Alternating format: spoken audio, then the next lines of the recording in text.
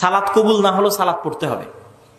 আপনি যদি এখন সিগারেট খেয়ে আসেন তবুও সালাত পড়তে হবে, যদি জেনা করে উঠে আসেন তবুও সালাত পড়তে হবে, আপনার সব ইনকাম যদি সুদের হয় তবুও সালাত আদায় করতে হবে। আপনি এখন মদ খেয়ে আসেন তবুও সালাত আদায় করতে হবে। কেন বলেন তো? এই জন্য যে আপনি যদি ওই সিগারেট খাওয়ার পরে বলেন যে 40 দিন তো ইবাদত কবুল হবে না, একবার মদ পান করলে, মদ পান করে বললেন যে আল্লাহ রসুল বলেছেন একবার মদ পান করলে 40 দিন ইবাদত কবুল হবে না, তা 40 দিন নামাজ পড়ে আর কি লাভ?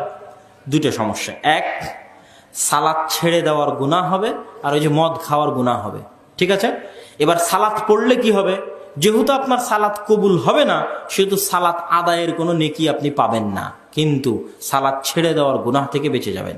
আল্লাহু আকবার। এটাই ইবনুল কাইয়িম রাহিমাহুল্লাহ লিখে গেছেন তার বইয়ের মধ্যে, এবং এটাই সকল আলেম ওলামা একমত পোষণ করেছে যে যত বড় পাপী হোক, সালাত ছেড়ে দেওয়ার চেয়ে বড় পাপ দুনিয়াতে নেই, যত বড়। এইভাবে ইবনুল কাইয়িম রাহিমাহুল্লাহ বইয়ের মধ্যে লিস্ট করেছে যে মানুষকে হত্যা করার চেয়ে বড় পাপ সালাত ছেড়ে দেওয়া। তারপরে হচ্ছে সুদ খাওয়ার চেয়ে